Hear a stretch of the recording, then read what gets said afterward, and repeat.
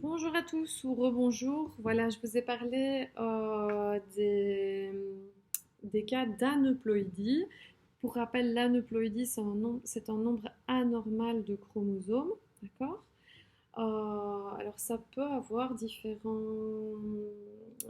conséquences. On a parlé de deux maladies jusqu'à présent qui touchaient les chromosomes, tout sauf les chromosomes sexuels. Donc on a parlé de la trisomie 21, donc 3 chromosomes 21 au lieu de 2, ce qu'on appelle le syndrome de Down. Ça va? C'est quelque chose que vous devez savoir. Également, on a parlé de la trisomie 18, qui est le syndrome d'Edouard. J'espère que vous avez retenu. Et donc, dans ces cas-là, vous savez que le bébé ne survit malheureusement que quelques semaines après la naissance. Là, maintenant, je vais vous expliquer un petit peu le principe de ce qui peut se passer quand c'est les chromosomes sexuels, donc X et Y, qui ne sont pas distribués de façon correcte dans les gamètes. Et donc, si ces gamètes participent à la fécondation, on aura des cas d'aneuploïdie au niveau des chromosomes sexuels. Alors, imaginons chez une femme d'abord que donc une femme, elle a XX, elle devrait donner un X dans chacun de ses ovules, d'accord? Un X, un X. Eh bien, imaginons qu'il y a un accident qui se passe, elle donne 2X dans une cellule et rien dans l'autre, d'accord? Autre possibilité d'accident, de non-disjonction, donc soit à la méiose 1, soit à la méiose 2. Je vous rappelle, donc méiose 1, séparation des chromosomes homologues, méiose 2, séparation des chromatides sort. Il se peut qu'il y ait un cas de non-disjonction lors d'une de ces deux phases. Alors, chez l'homme, l'homme, vous savez que c'est XY, donc le X devrait, normalement, on devrait avoir X dans la moitié des spermatozoïdes et Y dans l'autre moitié. Il se peut que X et Y restent dans la même cellule. Et donc, dans ce cas-là, on aura un spermatozoïde qui porte XY et un autre qui ne porte rien. D'accord? Alors, qu'est-ce que ça peut donner tout ça? Si on y réfléchit ensemble, voilà, on dit l'union d'ovules anormaux avec des spermatozoïdes normaux donnera. Donc, si on prend des ovules anormaux, j'espère que vous allez voir ce que j'écris. C'est peut-être pas la meilleure couleur, je ne sais pas. Les ovules anormaux, c'est en rouge.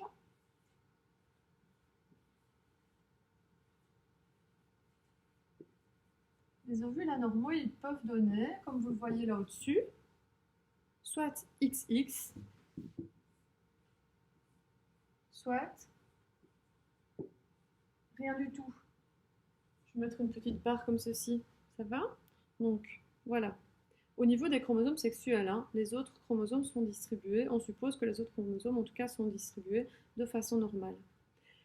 Et si on met ça, donc si un ovule anormal est mis en contact avec un spermatozoïde normal,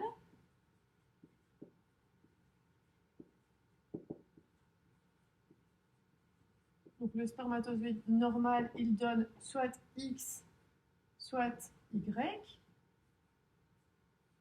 d'accord? Eh bien, qu'est-ce qu'on peut avoir comme combinaison, finalement? Eh bien, on peut avoir, imaginons que ce soit le XX de la mère qui aille avec le X du père, ça va nous donner un individu XXX. Donc, trisomie X. D'accord? Et on parlera de ce que ça peut donner comme effet, évidemment, après. Donc, trisomie X. Deuxième possibilité, les deux X de la maman vont avec le Y du papa. J'ai X, X, Y, de nouveau une trisomie. Alors, je suis sûre que parmi vous, il y en a déjà qui se disent, tiens, qu'est-ce que ça donne, une fille ou un garçon? On va voir. Et enfin, mais soit il n'y a rien comme chromosome sexuel dans l'ovule, et dans ce cas-là, j'ai soit juste le X apporté par le spermatozoïde normal, monosomie X, ou alors rien apporté par l'ovule au niveau des chromosomes sexuels et un Y apporté par le spermatozoïde, donc monosomie Y. Ça va? Alors, si je fais la même chose, donc là j'ai 4 pathologies, je vais dire ça comme ça pour le moment, 4 anomalies, voilà, c'est un meilleur mot, 4 anomalies possibles si la mère ne donne pas des ovules normaux. Dans le cas où c'est le père qui ne donne pas des spermatozoïdes normaux, eh bien, je vais faire la même chose. Donc, spermatozoïdes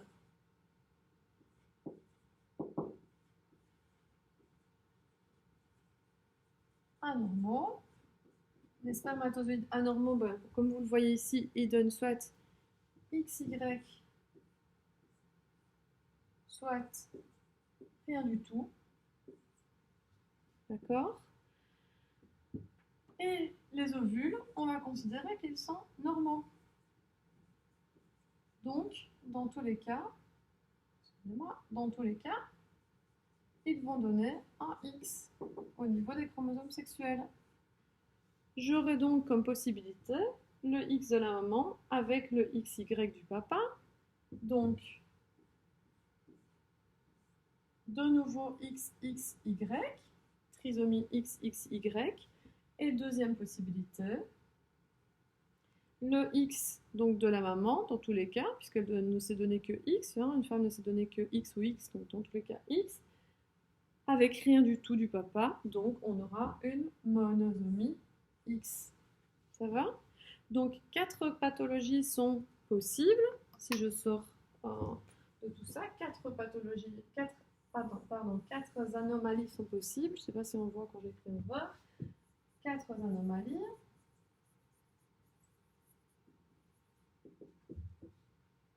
Oui, moyen, j'espère. 4 anomalies. Alors, soit trisomie XXX, soit trisomie XXY, soit monosomie X, soit monosomie Y. D'accord? Voilà. Alors, maintenant, on va voir les conséquences de ces différentes anomalies, comme je vous le disais. Ok? Alors, on va commencer par ce qui intrigue le plus les élèves, c'est la trisomie XXY. Alors, la trisomie XXY, vous avez ça dans votre cours, hein, eh bien, ça donne un homme. Parce que je vous l'ai dit tout à l'heure, ce qui fait l'homme, c'est la présence du Y. D'accord? Alors, donc, c'est bien un embryon qui est viable. Et donc, contrairement aux trisomies et aux monosomies dont on a parlé avant, eh bien, ici, l'embryon va arriver à terme au cours du développement et ça représente en moyenne un garçon sur 700. Donc, c'est beaucoup. Okay, alors, quelles sont les caractéristiques de cet homme? Alors, d'abord, il y a une chose qui est à retenir, c'est que son intelligence est normale. D'accord? Donc, il est normal. Alors, physiquement, il présente souvent donc, des bras assez longs et des jambes assez longues, comme vous pouvez le voir sur la photo. Et malheureusement pour lui, il est stérile. Ça, c'est à retenir. Donc, stérile, les bras et les jambes qui sont, je veux dire, plus longs que la normale. Et alors, si vous regardez sur l'image, eh bien, vous voyez que son bassin eh bien, est assez développé pour un homme par rapport à sa carrure. Donc, il a un petit peu le bassin un peu trop développé.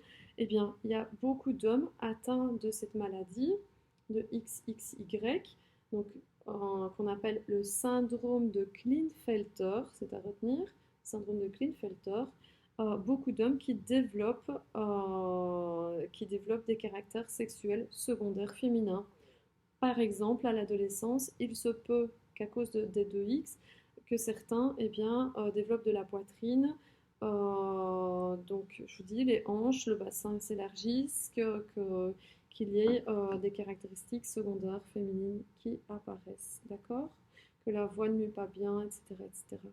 Donc voilà, retenez que ces hommes sont stériles, mais qu'ils ont une intelligence normale.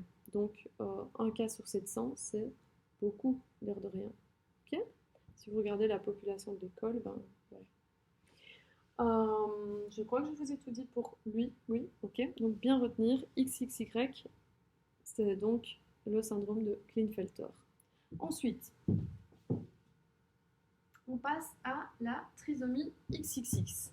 La trisomie XXX, vous voyez qu'il n'y a pas de nom dans votre cours pour cette anomalie, tout simplement parce qu'il n'y a pas de syndrome, il n'y a pas de symptômes. Je suis peut-être XXX et je l'ignore, d'accord? Quel est le problème si je suis XXX et je l'ignore? C'est que dans la moitié de mes ovules, si la méiose se passe bien, bah, si j'ai 3X à donner, je vais en donner 2 dans la moitié de mes ovules et 1 dans l'autre moitié. D'accord? Si je donne un X, donc si c'est les ovules, l'ovule qui porte le 1X qui participe à la fécondation, donc si c'est lui qui est fécondé par un spermatozoïde, pas de problème, j'ai un enfant normal. Mais si, dans l'autre cas, si c'est un ovule qui porte 2X qui participe à la fécondation, là il y a un risque, soit d'avoir une femme qui est XXX comme moi, et dans ce cas-là, c'est pas très grave, mais si le spermatozoïde amène un Y, alors là, on se retrouve dans le cas qu'on vient de voir, trisomie XXY, syndrome de Klinefelter. Ça va? Donc avec un garçon qui peut présenter des caractéristiques secondaires féminines, etc., etc., mais qui est stérile. Voilà. Donc une femme XXX est tout à fait normale, physiquement, mentalement, et la plupart des cas ne sont pas diagnostiqués. Non, les mères, soit dit en passant, des enfants de garçons atteints du syndrome de Klinefelter sont parfois XXX, je crois que vous l'avez compris. Alors, une autre anomalie, c'est la monosomie X. Là, par contre, il y a un nom de maladie, c'est le syndrome de Turner. Alors, donc, dans le cas du syndrome de Turner, eh bien, donc monosomie X, il y a parfois, c'est moins fréquent que le syndrome de Klinefelter. Pourquoi? Parce que de nombreux embryons n'arrivent pas à terme, d'accord? Donc, ne survivent pas. Néanmoins, si l'embryon survit, on aura une fille, donc qui n'a qu'un seul X, et on verra de suite des traits physiques marqués qui sont propres à cette anomalie. Alors, les traits physiques marqués, c'est le cou en forme de triangle, d'accord? Donc on a deux replis de peau ici qui joignent le cou aux épaules, et donc c'est vraiment typique de la maladie. Les seins sont très écartés. Euh, L'intelligence est généralement normale, mais en revanche, par contre, les filles atteintes de monosomie X, donc du syndrome de Turner, sont stériles. C'est à bien retenir, s'il vous plaît. Donc retenez le repli des épaules et la stérilité, donc du syndrome de Turner. Enfin, je termine avec la monosomie Y. La monosomie Y, eh bien, elle est létale. L'embryon ne peut pas survivre avec un seul chromosome Y. C'est pour ça que dans votre cours, vous verrez qu'il n'y a pas de nom de maladie non plus. Bien retenir que c'est létal, puisque je vous rappelle que le chromosome X il est beaucoup plus grand que le chromosome Y. Donc le chromosome X comprend beaucoup trop de gènes importants pour la survie de l'individu. Donc avec un seul petit chromosome Y, il est impossible de survivre. Voilà, j'espère que vous avez compris les cas d'aneuploïdie liés au chromosome sexuel. Voilà. Vous retrouverez des quiz, des QCM et tout ça sur Teams. Je vous encourage vivement à les faire, à réfléchir, à poser des questions, etc. Voilà. Beaucoup de courage, plein de bisous de loin. Ciao, ciao!